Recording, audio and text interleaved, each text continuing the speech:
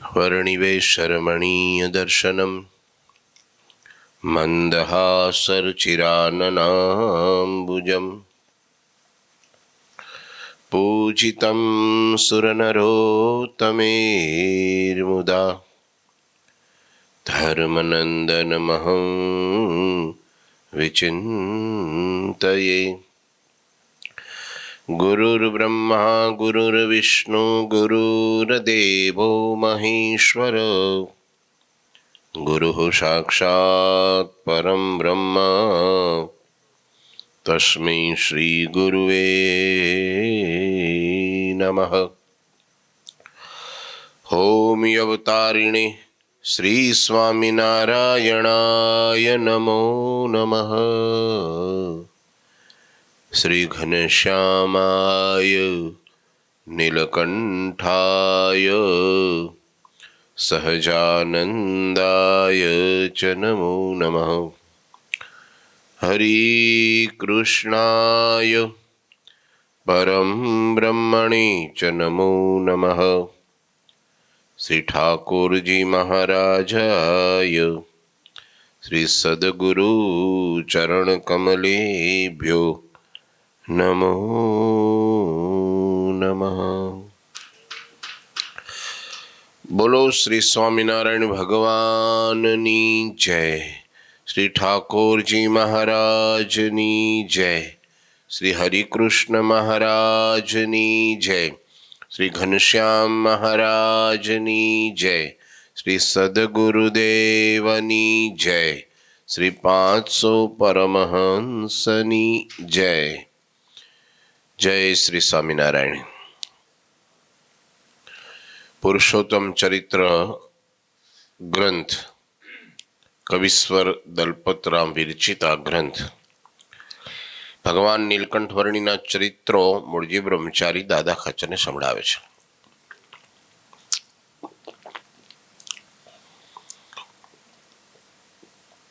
છેલ્લે કથા વન વિચરણની ભગવાન માનસપુરની અંદર પધાર્યા છે। માનસપુરના સત્રધર્મા રાજાએ ભગવાનની ભાવથી સ્તુતિ કરી।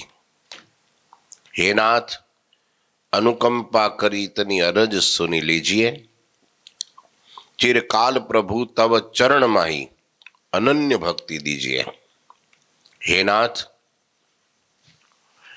हवे मारा पर अनुग्रह करीने मारी आटली अरज सांभळो। हे प्रभु, मने सदाकाळ माटे तमारा चरणमां अनन्य भक्ति आपो। सौ बिनती सुनी हरि ने दिय वांछित वरदान। कछु दीन करी निवास यह पुरुषे क्रियो प्रयान। भगवान एमनी प्रार्थना, हृदयनी प्रार्थना, भाव भरेली प्रार्थना सांभળી અને इच्छित वरदान आपी दीधुं કે જાવ તમને મારા સ્વરૂપમાં અચળ ભક્તિ, નિશ્ચળ ભક્તિ, અનન્ય ભક્તિ થશે। થોડા દિવસ પૂરમાં રહી વર્ણીએ ત્યાંથી પ્રયાણ કર્યું કે હવે અહીંનું કામ પૂરું થયું અને આગળ હું વિચરણ કરવા જાઉં। જાની આપ કો રાજ્ય મમ રહુ નાથ યહ ઠોર। यो बिनती नृप कीनी तऊ रयान धर्म किशोर। रयान धर्म किशोर।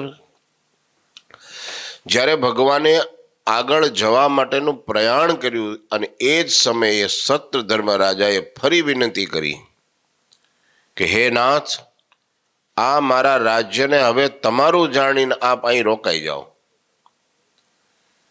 ક્યાં ફરશો, કેટલે ફરશો, હવે તમે અહીં રોકાઈ જાઓ। અત્યાર સુધી હું આ રાજ્ય મારું માનતો હતો, પણ હવે આ રાજ્ય મારું નથી, આ તમારું છે, અહીં રોકાઈ જાઓ। પરંતુ ધર્મપુત્ર નીલકંઠજી ત્યાં રહ્યા નહીં। કીધું હશે કે ભાઈ, હવે તે મને અર્પણ કર્યું તો હું તને પાછું અર્પણ કરું છું। ભગવાનને થોડું હસ્યા તો હશે ત્યારે કે આ મારું રાજ્ય હું તમને અર્પણ કરું છું એમ। ભગવાન જ્યારે સુરત પધાર્યા અને સુરતથી ધરમપુર આવ્યા, અને એ વખતે કુશળ કુંવરબાઈ મહારાણી રાજમાતા એમને પધરાવ્યા અને બહુ ઠાઠમાઠથી સવારી કાઢ્યો અને બહુ સેવા કરી અને બહુ મહિમા. છેલ્લે ભગવાન કે હવે અમને વિદાય આપો, થોડાક દી ત્યાં રોકાયા. પછી વિદાય સમયે કુશળ કુંવરબાઈ મહારાણીએ કીધું કે મહારાજ, આ 500 ગામના જે રાજ છે, ગામડાનું રાજ છે, એ મહારાજ હું તમને અર્પણ કરું છું. આ હું તમારી દાસી થઈને રહીશ, આ રાજ તમે સંભાળો, આ તમને અમે અર્પણ કરી દઈએ છીએ. તે ભગવાન પહેલા તો હસ્યા ને પછી ડોળા કાઢ્યા. શું કીધું ખબર કે તમે આ બધું રાજ તમે તમારું ક્યારથી સમજવા માંડ્યા?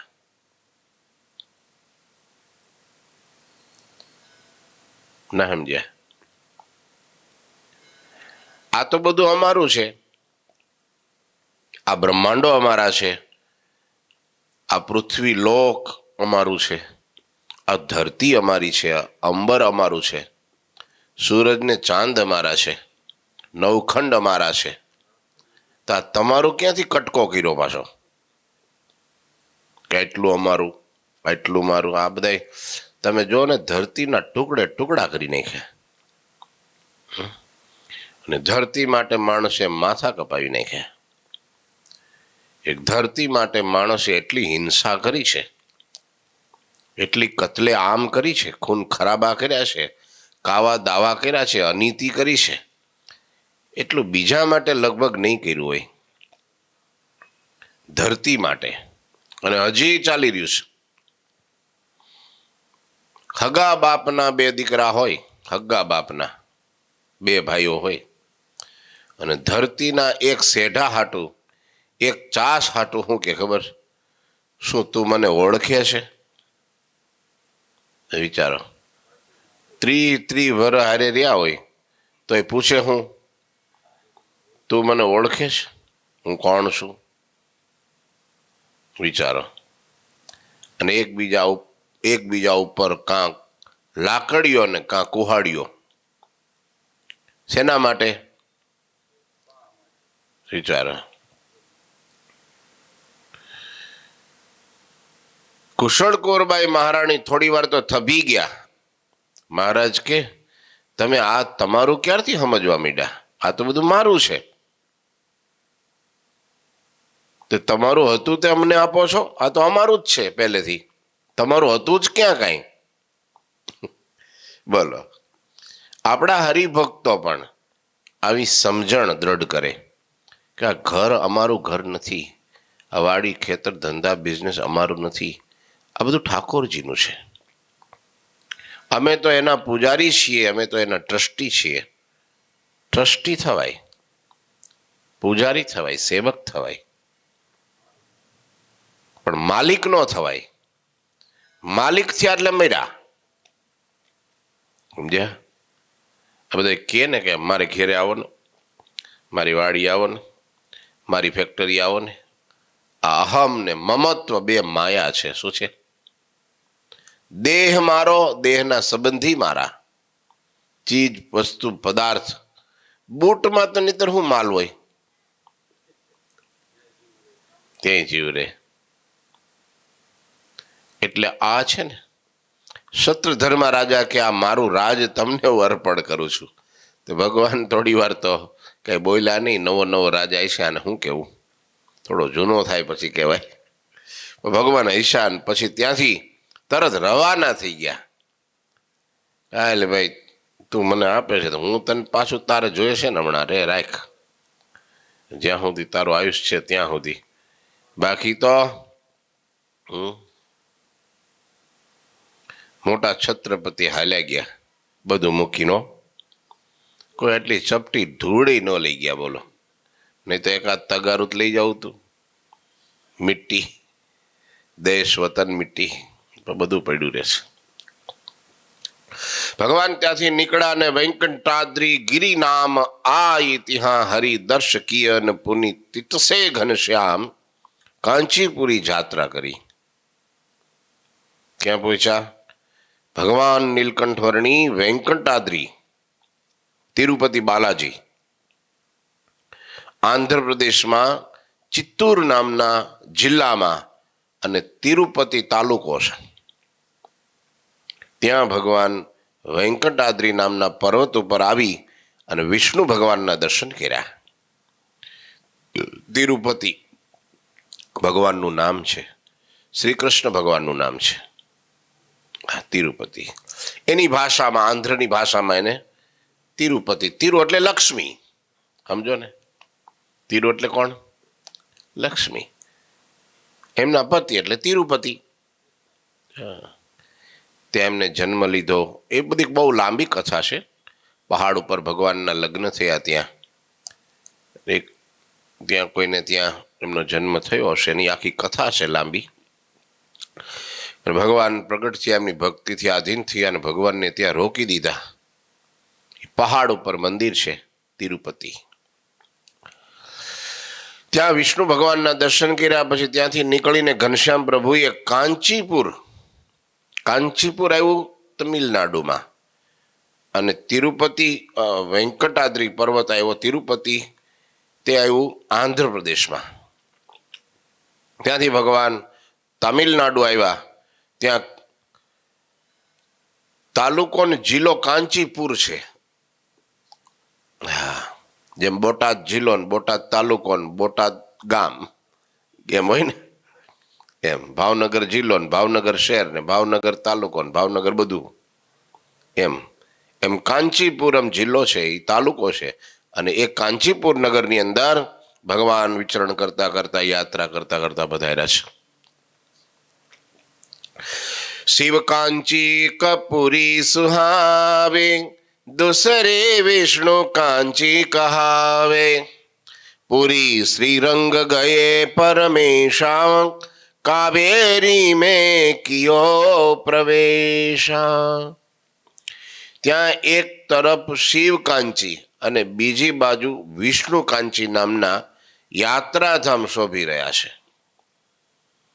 પછી પરમેશ્વર નીલકંઠજી શ્રીરંગ ક્ષેત્ર ગયા અને ત્યાં કાવેરી નદીમાં સ્નાન કર્યું. લ્યો, વિષ્ણુ કાંચી અને શિવ કાંચી. પેલા એક જ હતું કાંચી, પછી એમાંથી બે વિભાગ થયા.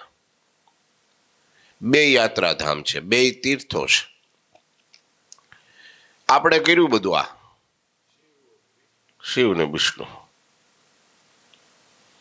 વિષ્ણુ વાળા ઓમ નમઃ શિવાય ન બોલે, કપડું શિવવું એવું ન બોલે, નહીં તો શિવનું નામ આવી જાય. શિવનું નામ જ નહીં લેવાનું, એના મંદિરમાં જ નહીં જવાનું. વિચારો, હજી એવું છો પાછું. એને માનનારા આને ન માને, આને માનનારા એ ન માને. અને ભગવાન સ્વામિનારાયણે શિવ ને વિષ્ણુનું એકાત્મપણું કીધું. એકાત્મેવ વિજ્ઞેયમ નારાયણ મહેશયો. નારાયણ એટલે વિષ્ણુ. નારાયણ અને શિવજીનું એકાત્મપણું કીધું. અને અહીંયા શિવને માનનારા વિષ્ણુને ન માને, વિષ્ણુને માનનારા શિવને ન માને. એ ઝઘડાના કારણે બે ધામ થયા. એક કાંચીના બે કાંચી થયા. કાંચીપુરમ એક શિવ કાંચી અને વિષ્ણુ કાંચી. હવે કદાચ ઓછું થયું હશે અત્યારે ટેકનોલોજી ને આ થોડુંક સમય પ્રમાણે અને થોડુંક એજ્યુકેશન વર્ગ ને કે આ બધું ક્યાં ડખામાં પડવું. બાકી જૂનો જમાનો તો ભૂગા કાઢ નાખે એવો હતો. કેમ લાગે છે? હજી ગામડામાં ક્યાંક ક્યાંક, બધે નહીં, ક્યાંક ક્યાંક ખરું. મંદિર બનાવ્યું, ગામ સમસ્ત ભેગા થઈને મંદિર બનાવ્યું. ઘણા રૂપિયા વાપરો, અઢળક. શિખરે ચડી ગયું, ધજા ચડાવવાની વાર, પ્રતિષ્ઠાનો સમય આવો નજીક આવ્યો તે કે હવે મૂર્તિ હાલો તારે, હવે મૂર્તિ વિના કઈ મંદિર શોભે? નકરું મંદિર શું કરવાનું? તે મૂર્તિની વાત આવી તો કે રાધા કૃષ્ણ દેવ પધરાવીએ. રાધા કૃષ્ણ દેવ તો નહીં હાલે. 5 જણા ઊભા થયા તો સીતારામ સીતારામ. પેલો કે ભાઈ સીતારામ અમાર નો હાલે. તો અમારે હનુમાન દાદા સિવાય નો હાલે કઈ. તો ત્રીજા કે ભાઈ અમારે તો ભાઈ ઈ નહીં, અમારે તો સ્વામિનારાયણ સિવાય કાંઈ નો હાલે. હમ તો એક સહજાનંદ ગાવે. બીજા કે ભાઈ એક કામ કરો, ઈ બધું પડતું મૂકો કે માતાજી પધરાવો કે. તો કે ના, તો પેલા કે અમારે માતાજી અમાર નો હાલે. એ ડખો ઉપડો, મૂર્તિ હાટું ડખો ઉપડો ગામમાં. બધાય કોઈ માને નહીં, બધાય આડા પડે. ભાઈ સંત આવ્યા એક કે ભાઈ મંદિર સરસ તૈયાર થઈ ગયું છે ને આ પ્રતિષ્ઠા ક્યારે છે? તો કે ઈ જ માથાકૂટ છે. કા કે રામના ભગત કે રામની મૂર્તિ, તો કે કૃષ્ણવાળા કે ઈ નહીં, અમારે કૃષ્ણની મૂર્તિ પધરાવી. કૃષ્ણવાળા સ્વામિનારાયણ વાળા કે ભાઈ ઈ નહીં, અમારે તો મહારાજ જોઈએ. પેલા કે માતાજી વાળા કે ભાઈ નહીં, એક કઈ નહીં, અમારે માતાજી સિવાય કઈ જોઈએ જ નહીં. હવે બધા એકારે 25 સિંહાસન કેમ કરવા? હવે કરે છો પાછા, પણ વિદેશમાં પછી એને હિન્દુ ટેમ્પલ નામ આપે. હિન્દુ ટેમ્પલ એનું બધું જ આવે એમાં. સારું છે, હમ્પીને ભજન કરે તો ક્યાં વાંધો છે, સમજ્યા?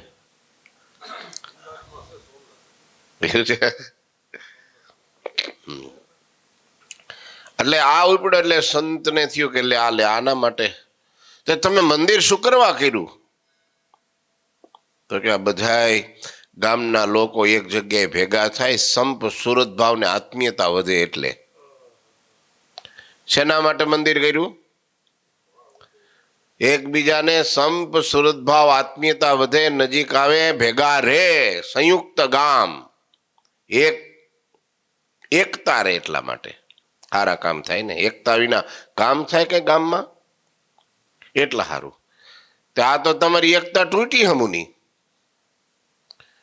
તો કે ના ના, અમારો પર્પોઝ ઈ છે એકતા રે. તો કે તો શું કરશું હવે? આમાં તો બધી ખેંચાતાણ વધી ગઈ છે. તો એક કામ કરો, કે સ્વામીજીએ સલાહ આપી, એક કામ કરો, તમારે બધા એક જ રહેવું છે ને, ભેગા જ રહેવું છે ને? તો કે રહેવું છે ભેગા. હોટલ બનાવી નાખો, હોટલ મંદિરમાં, બધાય ખાવા હારે બેસે, એમાં કોઈને વાંધો નહીં. તમે જો ડખો ક્યાં ખબર છે? મંદિરમાં. પણ જો કોકનો પ્રસંગ હોય તો બધાય ખાવા ભેગા થઈ જાય. તમે જોજો, મેં માર્કિંગ કર્યું, અહીંયા હોય આમ, પેલા આમ ને પેલા આમ. પણ જો રહોડું કરી દો તો એ આવે કે ન આવે? સાચું કેજો. આવવું જ પડે. જાઓ ભાઈ, સામેથી કહો ના ના એનું જમણવાર છે તો જવું પડે હો આપણે. હા, વ્યવહાર છે, વ્યવહાર શ્રેષ્ઠ. ભગવાન કરતા, ધર્મ કરતા, આજ્ઞા કરતા કયું શું શ્રેષ્ઠ? લ્યો, કેટલી સમજણ કહેવાય? ટોપ સમજણ કહેવાય ને. તમે જો સ્વામીજી કે તમારે બધા ભેગા જ રહેવું, સંયુક્ત હોટલ કરી નાખો, બધા સવાર સાંજ બપોર 3 ટાઈમ ભેગા થાય. આમાં ક્યાં વાંધો જ છે? કોઈ ખાહે પીહે ને લહેર કરશે. ભજન ક્યાં કરવું જ છે? પધરાવાના તો એક દિલમાં છે. હા, ઉપાસના જેને માનતા હોય એ હોય, એવું કઈ જરૂરી નથી. આપણને પોહાય તો આપણે યોગદાન આપીએ. સારું કામ થતું હોય, ભલે ને ગામમાં, હું તો કહું સદાવ્રત કોઈ ખોલે ને તોય પણ એમ થાય કે ના ના હાલો 5-25 આપીએ, સારું કામ થાય છે ને. ભલે ને કોઈ બીજું દેવનું મંદિર થતું હોય તો આપણી શક્તિ પ્રમાણે આપણે એમાં યોગદાન આપીએ. એમાં કઈ ઉપાસનાનો ભંગ થતો નથી. કઈ શું કેવું? એમાં થાય કઈ? મહારાજનું મંદિર થતું હોય ને બીજા લોકો યોગદાન આપતા, ઘણા આપતા હોય છે. ભગવાનનું સારું કામ થાય છે. બાળકોમાં ઘડતર થાય, યુવાનોમાં નિર્વ્યસનીતા આવે, મા બાપની સેવા કરે, સંસ્કાર ખીલે, યોગદાન આપવું જોઈએ. પણ અણહમજણ ઘરમાં કે મગજમાં ઘૂસી જાય છે ને, ત્યારે એક એક ઘરમાં 3 તળા પડે છે. બાકી કેટલા? એક એક ઘરમાં 3 તળા પડે છે. ભગવાનને પછી રહેવાનું ગમે નહીં ત્યાં. શું કેવું તમારું કનુભાઈ? ભગવાનને રહેવું ગમે ત્યાં? ન ગમે. હા, સંપ હોય ત્યાં ભગવાન દોડીને. અહીંયા કંઈક એવું હશે, આપણને સાચી ખોટી ખબર નથી, પણ ભગવાન ત્યાં પધાર્યા અને પછી ત્યાંથી ચાલતા શ્રીરંગ ક્ષેત્ર ગયા અને ત્યાં કાવેરી નદીમાં સ્નાન કર્યું. લો, શ્રીરંગ ક્ષેત્ર રામાનુજાચાર્યજી મહારાજ, શ્રીરંગ ભગવાન, ત્યાં શ્રીરંગ ભગવાન છે, વિષ્ણુનું સ્વરૂપ છે. રામાનુજાચાર્યજી મહારાજનો આજે પણ પાર્થિવ દેવ એમ કહેવાય છે, લગભગ ભૂતપુરીમાં છે કે શ્રીરંગ ક્ષેત્રમાં જ છે. હજી છે. 900 વર્ષ થયા. 900 વર્ષ થયા. હા, હમણાં અમે એ વખતે ગયા હતા ત્યારે કહેતા 900 વર્ષ થયા. ત્યારે હે નખ કેસ વધે છે. અમુક ટાઈમે એનું જન્માષ્ટમીનો એવો કંઈક પ્રસંગ કરે છે, એ વખતે એના નખને કેસ ઉતારે છે. આખો એને ઔષધિનો લેપ લગાડીને રાખેલા છે. પાર્થિવ દેહ. હા, કરે ને. લ્યો, પોતે શેષનો અવતાર હતા રામાનુજાચાર્યજી મહારાજ. શેષા અવતાર. હા, આચાર્ય હતા. જેમ શંકરાચાર્ય, મધ્વાચાર્ય, નિંબાર્ક આચાર્ય, એમ રામાનુજાચાર્ય. એ જ રામાનંદ સ્વામી સદગુરુ સમ્રાટ, એ જ્યારે ઘર ત્યાગ કરીને ગુજરાત આવ્યા, આત્માનંદ સ્વામીનો મત એમને રૂચ્યો નહીં. નિરાકાર એટલે સાકારની ઉપાસના. એટલે પછી શ્રીરંગ ક્ષેત્રમાં આવ્યા. એ વખતે એની ઉંમર 16 વર્ષની હતી. કેટલી? 16 વર્ષની ઉંમર હતી રામાનંદ સ્વામીની. દીક્ષા ધારણ કરી લીધી હતી. નામ બદલાઈ ગયું હતું. રામ નામ હતું. રામમાંથી રામાનંદ બન્યા. હે આત્માનંદ સ્વામીએ પાડ્યું હતું. એમને જ દીક્ષા આપી, ભગવા પહેરાવ્યા. પણ પેલું નિરાકારમાં રુચિ નહીં, સાકારની પ્રતીતિ. પછી તો આત્માનંદ સ્વામીને પણ ખ્યાલ આવી ગયો કે આપણો મત ઈ નહીં, આપણો મત રામાનંદ સ્વામીનો મત, એ આપણો મત. હવે એમના બધા શિષ્યો હતા, એને બધાને રામાનંદ સ્વામીને અર્પણ કરી દીધા. હા, હે આપી દીધા બધા કે હવે તમે આ કેમ કરજો, આને અનુસરજો, એની વાત માનજો, એની ભેગા રહેજો. બધાય 2-3 નહોતા મહિના ને, 2-4. હરભાઈ વાલભાઈ ક્યાં મહિના નહીં. હા, રામાનંદ સ્વામી નથી હતા. હા, મહારાજ આવ્યા પછી નો આવ્યા. બરાબર, એવું થયું. લો, એટલે ત્યાં પછી રામાનુજાચાર્યજી મહારાજે એમને ત્યાં પ્રપન્નામૃતનો પાઠ કર્યો. રામાનંદ સ્વામીએ નિત્ય કાવેરીમાં સ્નાન કરી અનુષ્ઠાન કર્યું. અને એક રાત્રિએ પ્રત્યક્ષ રામાનુજાચાર્યજી મહારાજે એમને દર્શન દીધા. આમ સ્વપ્ન હતું પણ પ્રત્યક્ષ જ માનો ને. કારણ કે એમને ચિહ્નો ધારણ કર્યા, ચિહ્નો આપ્યા, તિલક કરી દીધા અને મંત્ર આપ્યો. એ મંત્ર યાદ રહી ગયો અને આમ જાગીને જોયું, તિલક હતા શરીર ઉપર. એટલે પ્રત્યક્ષ આવીને જ કર્યા હોય. સપનામાં હોય તો તિલક ન હોય ને. અને આજ્ઞા કરી કે મંત્રનો પ્રચાર પ્રસાર કરજો. જાઓ, તમે મુમુક્ષુને મંત્ર આપજો. અને આપ્યા મંત્ર. અને ત્યારથી બખેડો શરૂ થયો. રામાનુજાચાર્યજી કીધું તું કે અમારા જૂના જે છે ને, આ બધા જૂના કેવા લખ્યું છે એમાં ગ્રંથમાં, એ ઉપાધિ કરશે, ઈર્ષા કરશે, દ્વેષ કરશે, પણ તમે તમારો મત છોડશો નહીં. તમને આજ્ઞા કરી છે એ પ્રમાણે જ કરજો. મંત્ર આપજો. તમને લોકો જુદું માનશે, હળધૂત કરશે, મારે મારશે, હા બધું છીનવી લે, અપમાન કરશે, બધું સહન. બહુ અતિ થઈ જાય ને તમને એમ થાય કે હવે સહન નથી થતું, તો આ તીર્થનો ત્યાગ કરી અને તમે વૃંદાવનમાં વયા જજો. લ્યો, ત્યાં સુધીની વાત જોયું તમે. એકાદી ડાળખી જો કઈક આમ જ ડાળખીઓ ફૂટી છે, સમજ્યા? કુણી કુણી ડાળખીઓ આમ જ ફૂટી છે. એ કઈ ખોટું નથી હો, શાસ્ત્ર સંમત છે આ. પેલા એક જ મત હતો ને એક જ વેદ હતો.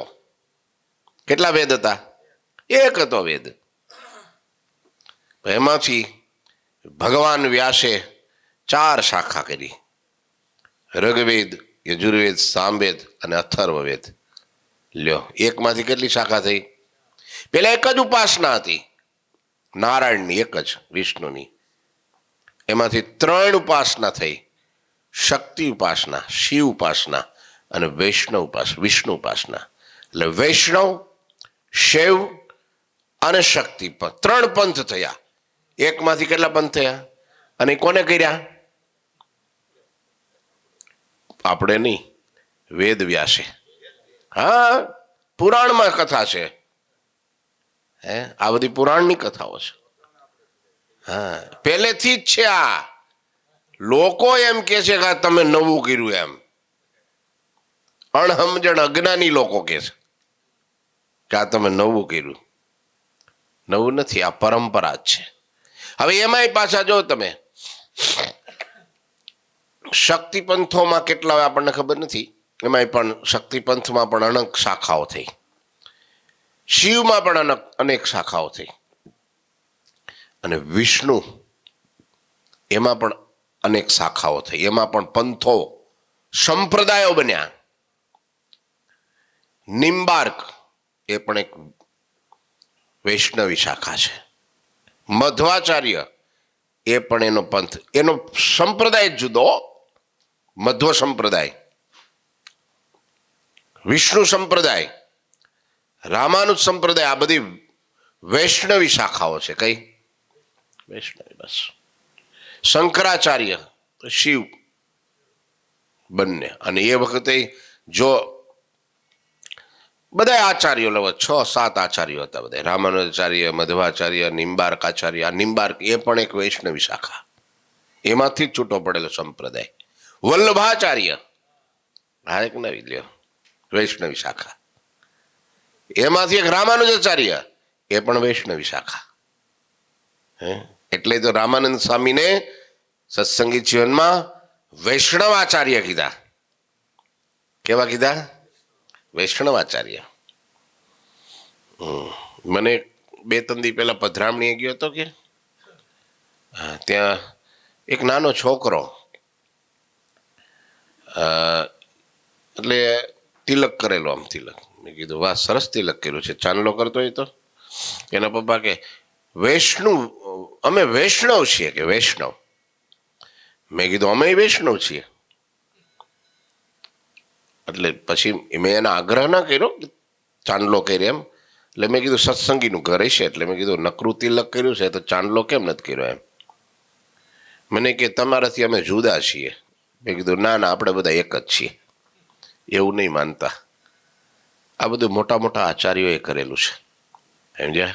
અને એમાંથી પાછા રામાનુજાચાર્યજી મહારાજ એક વૈષ્ણવી શાખા છે, એક વૈષ્ણવ પંથ છે, એક વૈષ્ણવ સંપ્રદાય છે. બરાબર? અને એમાંય પાછું તમે જોયું, હવે એ તો હતું જ. રામાનુજાચાર્યજી મહારાજે આજ્ઞા કરી કે તમે આમાંથી જુદું કરજો. લ્યો, નવી શાખા. આ કુણી કુણી હજી આ 200 વર્ષ થયા, 250 વર્ષ. અને એનાથી આગળ તમને કહું, સંપ્રદાય તો સ્વામી તો વૈષ્ણવ આચાર્ય જ હતા, એને દીક્ષા ગ્રહણ કરી જ લીધી હતી રામાનુજાચાર્યજી મહારાજ પાસે. એ છતાંય જ્યારે રામાનંદ સ્વામી જ્યારે વૃંદાવનમાં આવ્યા, એટલે શું થયું? કૃષ્ણ ભગવાને સ્વયં દર્શન આપીને એમ કીધું કે તમારા નામે નવો સંપ્રદાય કરો, જાઓ, તમને છૂટી છે. લ્યો, કર્યો કે ન કર્યો? ઉદ્ધવ સંપ્રદાયની સ્થાપના કરી. લ્યો, ને વૈષ્ણવ સંપ્રદાય તો હતો જ, તો જુદો શું કરવા કર્યો? હે ભાઈ, હતો જ તો જુદો શું કરવા કર્યો? આ પરંપરા છે. વડલો હોય ને, વડલો એની જેટલી શાખા ફૂટે ને એટલો છાંયડો થાય ને એટલા જીવ જાજા એની શાતા એની નીચે આરામ સરસ મજાની શું કહેવાય કે એમાં સુખ મેળવે બધાને. હવે એકનું એક સીધે સીધો વાહડો હાલ્યો જાય ઉપર તો શું થાય? એના કરતા આશ્ચર્ય તમને હજી આગળ કહું.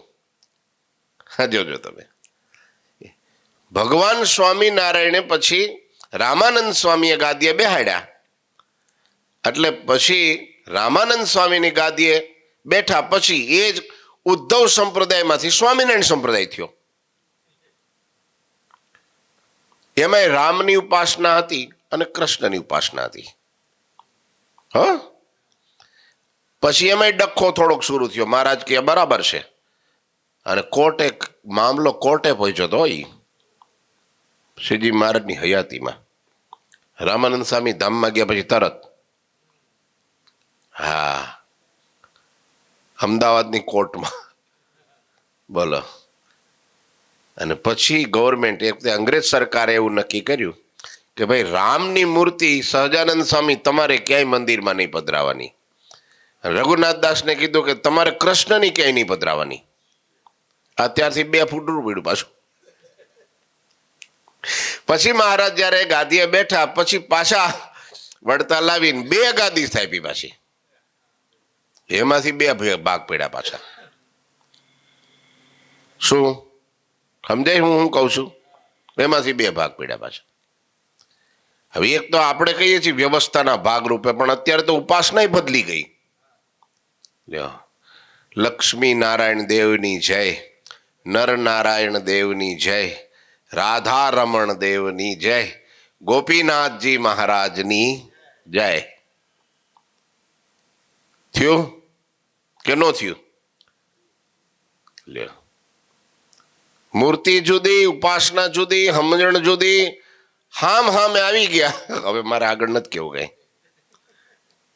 નહીતર એક જયારે ભેગું થવું શું વાંધો? આપણે પરોક્ષને બોલાવીએ છીએ, ભેગા કરીએ જ છીએ ને, બેહાડીએ છીએ, ખવડાવીએ, પીડે આનંદ કિલ્લો લઈ બધા. પણ નહીં, તમે જો અત્યારે છે રઘુદાદા છે, આ ભગવાનની ઈચ્છાથી થાય છે બધું. શું કેવું તમારું? બોલો ઘનશ્યામ ભગત. હે બસ, મારી મરજી વિના કોઈથી તરણું ન તોડાય. એ કુણી કુણી ફૂટ્યા જ કરવાની છે બધે. પાછી સાંભળજો સાંભળજો હજી જો એમાંય તમને કહું, ભુજ સત્સંગ આખો આપણા સૌરાષ્ટ્ર એટલે કે આપણા વડતાલ દેશ કરતા આખો જુદું છે. એની રેણી કેણી જુદી, એનું છે તે એનું બધું નિત્ય નિયમ જુદું, એની બધી જય જુદી. ત્યાં જે ગવાતું હોય ને થતું હોય એવું બધું આપણે થતું હોય એવું જરૂરી નથી. સોરઠમાં રાધારમણ દેવની ત્યાં જે પ્રમાણે જય બોલાતી હોય કે જે પ્રમાણેની પ્રવર્તન થતું હોય, ત્યાં એક જ રાધારમણ દેવ. જ્યાં જાઓ મૂર્તિ કોની આપે? કેમ ભાઈ લક્ષ્મીનારાયણ નથી આપતા? તો નરનારાયણ વાળા છે તે ત્યાં એના દેશમાં લક્ષ્મીનારાયણની કેમ નથી આપતા? બધું એક જ આપે છે. એનું શું કારણ છે? કઈ સમજે? મારા ખોપરામાં તો આવતું નથી કયા. આ તો સમજવાની વાત છે ખાલી.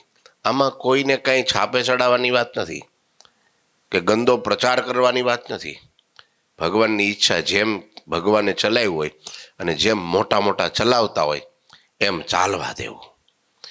જ્યાં તો જે નદી એક જ છે, ગંગોત્રીથી નીકળી કલકત્તા મળી ગંગાસાગરને. ઘાટ તો અનેક છે.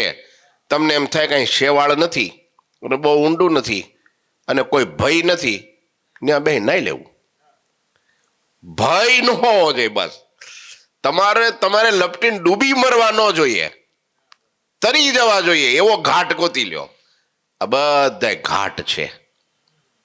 શુદ્ધ સનાતન. સમજ્યા? બસ. બાકી બણગા ફૂંકનારા ફૂંકવાના જ છે. એને તો બુદ્ધિ નથી કે અજ્ઞાનતા છે, એ તો કરવાના જ છે. સમજ્યા? જેને નથી કાંઈ લેવા દેવા એ નિંદા ટીકા કરનારા કરે છે. હવે શ્રીરંગ ક્ષેત્રમાં કથા હારી આવી ગઈ લ્યો. આ શ્રીરંગ ક્ષેત્રમાં આવી રીતનું રામાનુજાચાર્યજી મહારાજે ચરિત્ર કરેલું. એટલે કહેવાનો અર્થ એ છે, આપણને જે મળ્યું છે, મહારાજે એમ કીધું કે પોતાને જે મળેલું સ્વરૂપ એને મૂકીને એમ માને કે અક્ષરધામમાં ભગવાન દિવ્ય સ્વરૂપે મૂળ સ્વરૂપે બિરાજે છે, એના જ્યાં લગણ મને દર્શન નથી થયા ત્યાં સુધી મારું પરિપૂર્ણ કલ્યાણ નથી થવાનું કે નથી થયું. તો એવું જે સમજતો હોય એના મુખથી વાત ન સાંભળવી. કેટલામું? પ્રથમનું 9મું. શું કીધું? જે એમ ન સમજતો હોય, સાંભળજો હવે, કે મને પ્રત્યક્ષ ભગવાન મળ્યા છે છતાંય એને મૂકીને ભગવાનના મૂળ સ્વરૂપના દર્શનની ઈચ્છા રાખે તો પણ એને એના મોઢાની વાત ન સાંભળવી. તો આપણને પ્રત્યક્ષ કોણ મળ્યા છે? મહારાજ મળ્યા છે. પ્રત્યક્ષ સાથે આપણને નિત્ય દર્શન આપતા ઠાકોરજી મહારાજ મળ્યા છે. હા, કોઈને હરિકૃષ્ણ મહારાજ મળ્યા છે, કોઈને ઘનશ્યામ મહારાજ મળ્યા છે. સ્વરૂપ એક રાખવું. ઉપાસના એક ઈષ્ટદેવની, ઈષ્ટદેવના પણ સ્વરૂપ અનેક, એમાં પણ એક સ્વરૂપની તમે સાધના કરો તો એ સ્વરૂપ તમને સિદ્ધ થાય. પછી અત્યારે નીલકંઠ વર્ણિનું ધ્યાન કરો, પછી બપોર થાય એટલે પછી સહજાનંદ સ્વામીનું ધ્યાન કરો, હાંજ પડે એટલે કે છે કે બાલુડા ઘનશ્યામનું ધ્યાન કરો, વળી પાછું વળી રાત પડે એટલે કે માણકીવાળાનું ધ્યાન કરો. એકેય મૂર્તિ તમને સિદ્ધ ન થાય. સમજે? એકેય મૂર્તિ સિદ્ધ ન થાય. એક જ મૂર્તિનું ધ્યાન કરવું. પૂજામાં જે મૂર્તિ હોય એ જ હૃદયમાં માનસીમાં મૂર્તિ હોય. માનસીમાં મૂર્તિ હોય એ જ આપણા ઘરમાં સિંહાસનમાં મૂર્તિ હોય. ઘરમાં મૂર્તિ હોય બસ હાલતા ચાલતા સ્મરણ આપણા હૃદયમાં જે આપણને પ્રત્યક્ષ સ્વરૂપ મળ્યું છે, હા, એ તમને વધારે વધારે, અને એમાં પ્રગટ ભાવ, એ જ મૂળ સ્વરૂપ એવું છે એમ નહીં, આ ઈ જ છે, ઈ મેન છે. એવું છે એવું નહીં, આ ઈ જ છે, પોતે જ છે. બસ એમાં પ્રતીતિ થઈ ગઈ પછી ક્યાં કલ્યાણનું બાકી રહ્યું કાંઈ? કોઈ એમ કે તમારું નહીં કલ્યાણ થાય તો આપણને થાય કે એ ચાવી લઈને ફરતા છે કલ્યાણની. એવું કંઈ નથી. એવું કંઈ વચનામૃતમાં નથી. વચનામૃતમાં તો શ્રીજી મહારાજે સ્થાપેલા ધામના ક્યાંય નામ નથી. લ્યો છે ભાઈ, કયો મને કે અહીંયા આ જ જગ્યાએ આ જ, ના, એવું ક્યાંય નથી. તમને પ્રત્યક્ષ સ્વરૂપ, મૂળ સ્વરૂપ, પ્રગટ સ્વરૂપ કયું મળ્યું છે? બસ પોતાના સદગુરુએ આપેલું સ્વરૂપ એ પ્રગટ સ્વરૂપ છે, એ પોતાના ઈષ્ટદેવનું સ્વરૂપ છે. હા, પછી બસ એમાં આગળ આગળ વધ્યા કરવાનું. યાજ્ઞા કરી ત્યારે આપણને સાચું જ્ઞાન આપે, આપણને જે પ્રમાણે દોરે એ પ્રમાણે દોરાતા રહેવાનું. કલ્યાણ એટલી વાતમાં છે. કેટલી વાતમાં? બસ હા, શુદ્ધ ઉપાસના, શુદ્ધ સ્થાન અને શુદ્ધ સંઘ. સંઘ પણ સારો હોવો જોઈએ પાછો. ગડબડ સડબડમાં ફેંકાઈ જાય પાછો. હા, ઠેકાણું ન હોય. નો આજ્ઞાનું ઠેકાણું હોય, નો ઉપાસનાનું ઠેકાણું હોય. સમજે? તે માણસ મુમુક્ષુ ગમે એવો હારો હોય ને તો પણ ખોટે માર્ગે ચડી જાય. પાકો કપાઈ ગઈ. એમાં આપણી પાસે ઉપાસના છે, આપણી પાસે ભગવાનની સદગુરુની આજ્ઞા છે. એટલે કોઈની તાકાત નહીં કે આપણો મોક્ષ બગાડીએ. એટલે ગુરુજી ભારદી નથી કહેતા કે ભાઈ તમને એવું લાગે છે કાંઈ મારું કલ્યાણ નહીં થાય, નીકળી જ જાઓ.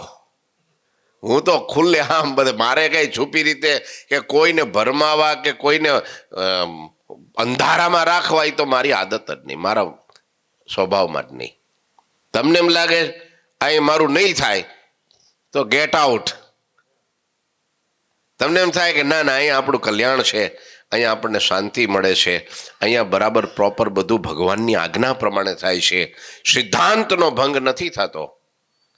હા, વચનામૃત, શિક્ષાપત્રી, બસ પછી બીજું શું જોઈએ કયો મને? બાકી તો ટુંડે ટુંડે મતીર ભીરના, એક જ વેદ વ્યાસે 18 પુરાણ લખ્યા, 18માં ઉપાસના જુદી. તમે શું કરશો લ્યો? દેવી ભાગવત કોને લખ્યું? હે, ભાગવત કોને લખ્યું? શિવ પુરાણ કોને લખ્યું? વામન પુરાણ કોને લખ્યું? નારદ પુરાણ કોને લખ્યું? બોલો કેમ ભાઈ? એટલે જ્યાં જેનું મન અટકે ક્યાંક ચોંટવાનું છે. મૂળ એક જગ્યાએ, ક્યાં મૂળ એક જગ્યાએ ચોંટવાની વાત છે. ભટક્યા કર્યો એટલે ગયો. ઘડીક અહીંયા ઘડીક 5-5 ફૂટના 25 જગ્યાએ ખાડા ખોદો, એકમાં પાણી ન આવે.